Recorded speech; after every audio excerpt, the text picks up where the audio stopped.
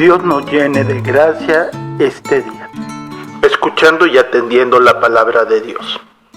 El segundo momento de la celebración es uno de los puntos más importantes, puesto que es el Señor quien comparte su palabra para que, aprovechando la experiencia que nos transmiten sus testigos, podamos descubrir su participación en nuestra vida, porque la palabra de Dios nos habla sin tiempo,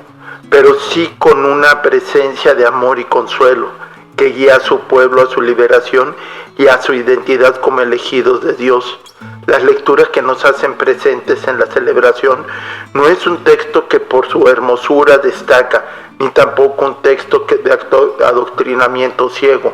Es la experiencia humana de la presencia de Dios. Es lo que los testigos de Dios dejan a la posteridad para que podamos sabernos amados y atendidos en todo momento por Dios, porque es Dios mismo quien se va revelando al hombre y lo va animando a relatar aquello que ha surgido de su experiencia con Dios. Esta experiencia nos lleva a actualizar su mensaje a nuestra experiencia cotidiana, nos lleva a ser sensibles de cómo la palabra de Dios está actuante en nuestra historia, en nuestro espacio y en nuestro tiempo. Por ello, la disposición para atenderla, abriendo nuestro corazón y nuestra inteligencia para que tenga un efecto pleno en nuestra vida.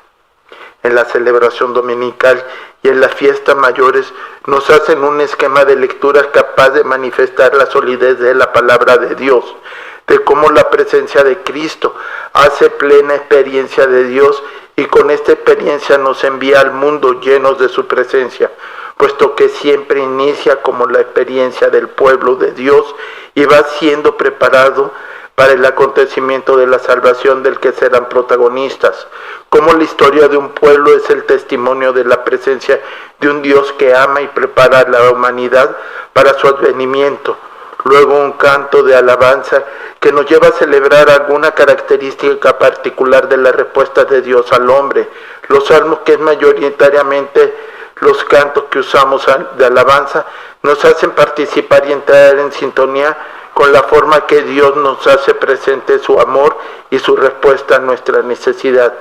Terminada la alabanza, es la historia de la formación de la iglesia, esas comunidades que van siendo testigos de cómo Dios los convoca a transformar el mundo y a hacer presente en todos los rincones la gracia y el amor que Dios tiene para ellos. Porque la segunda lectura habla de esa experiencia de los primeros cristianos,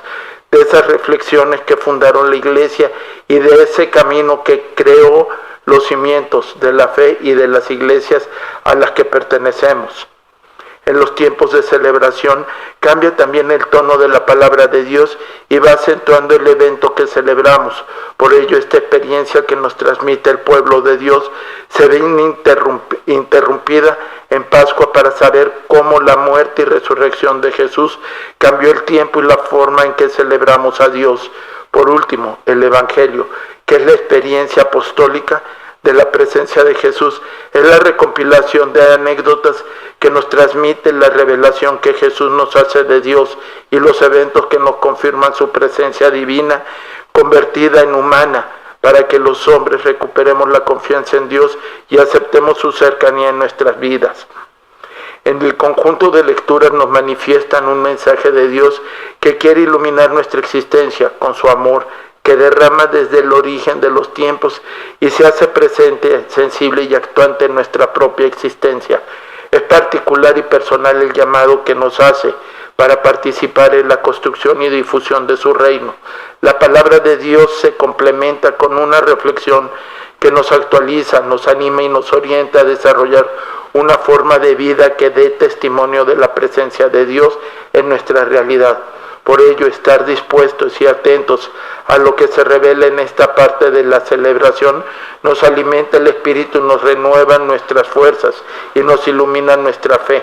La palabra de Dios también nos prepara para vivir el momento culminante de la celebración, donde entramos en la comunión de la gracia y la presencia sensible y total de Dios en la Eucaristía. Vayamos a vivir nuestro sacerdocio en Cristo.